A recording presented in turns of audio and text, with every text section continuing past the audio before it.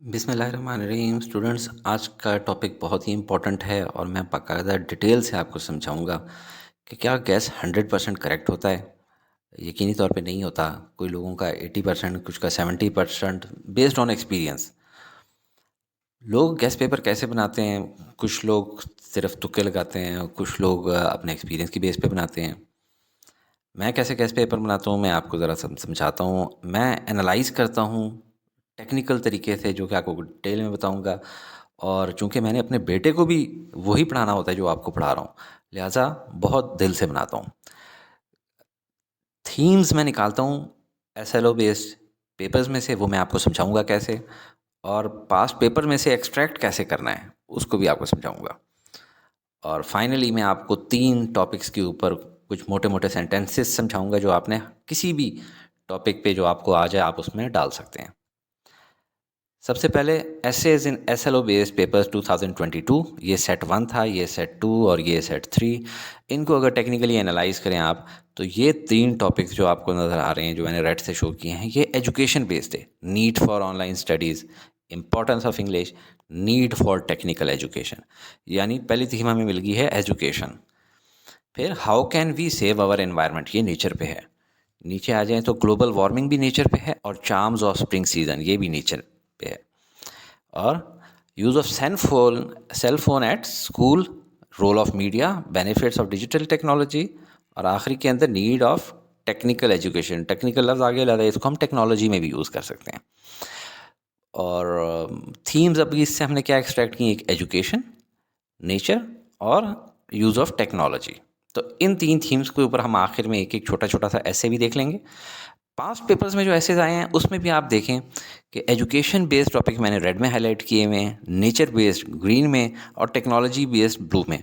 और इक्का-दुक्का दाएँ-बाएँ से भी, जिसमें बिलखुसूस स्पोर्ट्स का नज़र आ रहा है आपको कि स्पोर्ट्स का दाएँ-बाएँ आ रहा है।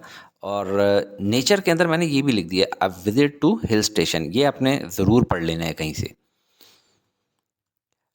और चंद एक ये पिछले डिज़ायर्ड क्या है फ्रॉम एसएलओ बेस्ड पेपर 2022। देखें कि आपने सबसे पहले करना है डिस्टिंग्विश फैक्ट फ्रॉम ओपिनियन, क्योंकि आपका 10 मार्क्स का ऐसे है। आपने करना क्या है, वो चाहते हैं आप फैक्ट्स और ओपिनियन में फ़र्क कर सकें। फैक्ट कहते हैं हकीकत को, ओपिनियन आपकी राय। आपने अपनी राय भी देनी है टॉपिक पे, वो आपका जहन देखना चाहते हैं कितना खुला हुआ है। आपने अपनी ओपिनियन देनी है, फिर उस ओपिनियन के मुताबिक आपने बहुत सारे आइडियाज़ आपने पॉइंट फॉर्म में इकट्ठे कर लेने हैं, और उन आइडियाज़ को ऑर्गेनाइज़ करना है। ये नहीं कि जो आखिरी बात है वो शुरू में कर ली और जो शुरू वाली बात आखिर में। और ये आम बातें हैं, परसुएसिव लैंग्वेज, जो कि इफ़ेक्टिव लैंग्वेज हो, वो आपने यूज़ करनी है, और अच्छी जुमले यूज़ करने हैं। आप देखें यूज़ ऑफ टेक्नोलॉजी का एक टॉपिक अब हम देखते हैं। इंट्रोडक्शन, ये पैराग्राफ स्टाइल है, लेकिन मैं आपको इसको इस स्टाइल में लिख के दिखाऊंगा। लिखना आपने इसी तरह है, बोर्ड के पेपर में आपने इसी तरह पैराग्राफ लिखना होगा। आपको पता है ऐसे कि 3 हिस्से होते हैं, इंट्रोडक्शन होता है, मेन बॉडी होता है, और फिर कंक्लूजन होता है। तो इंट्रोडक्शन लिखना आपने इसी तरह है, लेकिन याद करने के लिए ये तरीका आसान नहीं होता। याद करने के लिए आप पॉइंट फॉर्म में कुछ पॉइंट्स लिख लें। फॉर एग्जाम्पल, टेक्नोलॉजी के अंदर आपने क्या चीज़ें याद रखनी है? The world today is progressing with very fast pace. From the invention of the wheel to create the internet, the world has walked a long way. It is years of hard work that we have received so many gifts from technology. Our day-to-day activities are all dependent on different technologies. The changes that technology has brought in our lives are saving time, enabling immediate communication and interaction, a better quality of life, easy access to information and ensuring safety. Green technology, ये लफ्ज़ green technology का मतलब ये है कि ऐसी चीज़ जिससे हमारे माशरे के अंदर आलूदगी ना हो और मौसम ख़राब ना हो, आबो हवा ख़राब ना हो। Green technology is the newest way to help humanity. Some of the latest inventions of green technology are solar powered homes and electric cars. Technology is the way to progress for human race. आप देखें, आसान आसान जुमले हैं, अगर आपको ये याद हो गए हैं तो आपका बेहतरीन इंट्रो बन जाएगा। फिर बॉडी ऑफ ऐसे में आप आएँ तो आपने एक छोटा सा पैराग्राफ स्टार्ट में लिख लिया, और फिर उसके बाद कुछ ऐसे जुमले आपने याद कर लेने, जैसे एफिशिएंसी बढ़ती है इसकी वजह से, हेल्थ इंप्रूव होती है, नॉलेज बढ़ता है लोगों का, एंटरटेनमेंट इंडस्ट्री भी बेहतर होती है टेक्नोलॉजी से, सोसाइटी में इंप्रूवमेंट आती है, पॉलिटिक्स भी इंप्रूव होती है, कल्चर चेंज होता है, इकोनॉमिक्स बेहतर हो जाती है उस इलाके की, इंडस्ट्रीज़ बन जाती हैं, एनवायरनमेंट बेहतर करते हैं हम, ट्रांसपोर्टेशन फास्ट हो जाती है, क्वालिटी ऑफ लाइफ इंप्रूव होती है। तो ये आप देखें कि इन सब का मैंने पहला अल्फ़ाबेट्स उठा लिया। जो ऊपर 12 वर्ड्स गुज़रे हैं, आपने उन पे छोटे-छोटे सेंटेंसेस तो आप लिख ही लेंगे, बस इनका पहला अल्फ़ाबेट आप देख लें। अब ये बड़े हैप-हैज़र्ड हैं। आपने क्या करना है कि इनको थोड़ा ऐसे रीअरेंज कर लेना कि आप अपना एक रट्टा लगाने वाला कैचवर्ड याद कर लें। जैसे मैंने स्पीशी ठीक क्यों, कोई भी ऐसा वर्ड जो आपको याद रह सके, स्पीशी ठीक क्यों, हालांकि ये बेमानी सा लफ्ज़ है ओवरऑल, लेकिन स्पीशी भी एक लफ्ज़ होता है, ठीक उर्दू का लफ्ज़ है, और क्यों, तो इन सब को आप अगर याद कर लें तो आपको ये वाले अल्फाज जहन में दोहराना आसान रहेंगे कि यार ऐसे कौन सा लफ्ज़ आ रहा था, सोसाइटी, हाँ पी से पॉलिटिक्स, इस तरह करके आपको एक कम से कम लंबा टॉपिक अच्छे तरीके से, ताकि डिफरेंट पॉइंट्स आप लिख सकें, आपको याद रह सकेगा। और फाइनली आपने कंक्लूजन लिख लेनी है, जिसमें एक मोटी सी बात कि विदाउट अ गैजेट हम लोग सर्वाइव नहीं कर सकते, without the help of machines end devices हम लोग नहीं रह सकते। और एक बड़ी अच्छी कोटेशन है, व्हेन दे गो रॉन्ग, यानी मशीन्स के बारे में कहा जाए जब वो ख़राब हो जाए, machines remind you how powerful they are. तो इस तरह आपने कर लेना है। इसी तरह एजुकेशन के टॉपिक के ऊपर भी कुछ अच्छे जुमले मैं आपको बता दूं। Better education is very necessary for all to go ahead in life and get success. ये आसान भी हैं, आपको याद रह जाएंगे। The importance of education is in society is undeniable. Education is an important tool which is very useful in everybody's life. Education is what differentiates us from other living beings on earth. It makes man the smartest creature on earth. It empowers humans and gets them ready to face challenges of life efficiently. With that being said, education still remains a luxury and not a necessity in our country. Educational awareness needs to be spread throughout the country to make education accessible. But this remains incomplete without first analyzing the importance of education. Only when the people realize what importance it is to educate themselves for a good life, they will adopt education system.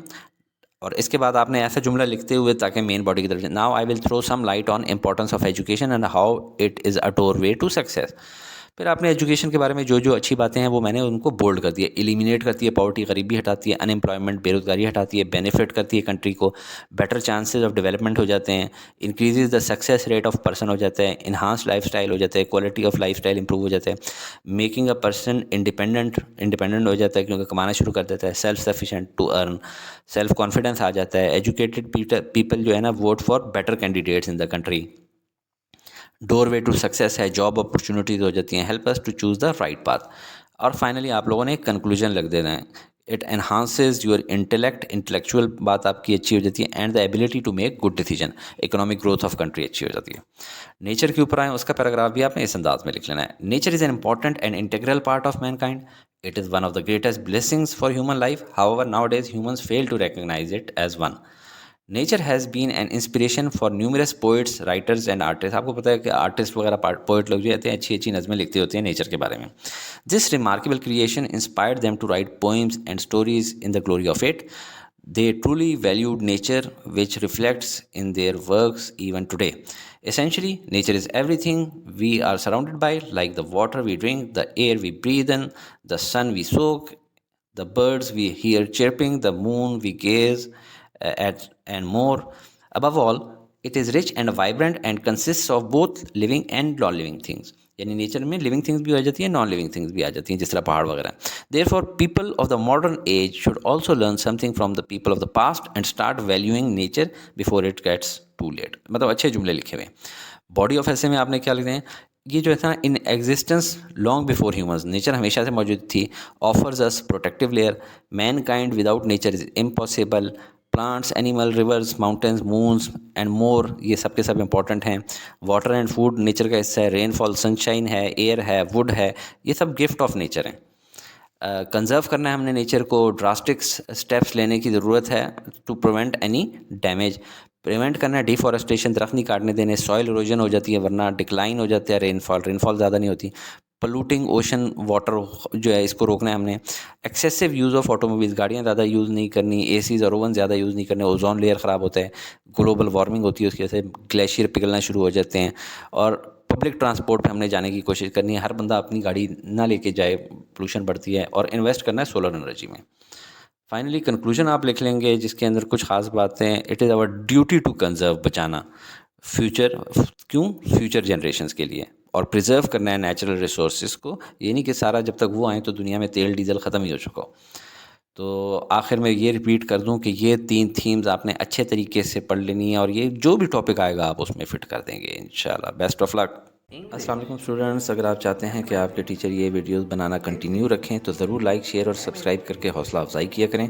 Because मैंने home पे tuition देना इसलिए तर्क किया कि ज़्यादा से ज़्यादा स्टूडेंट्स का फ़ायदा हो सके।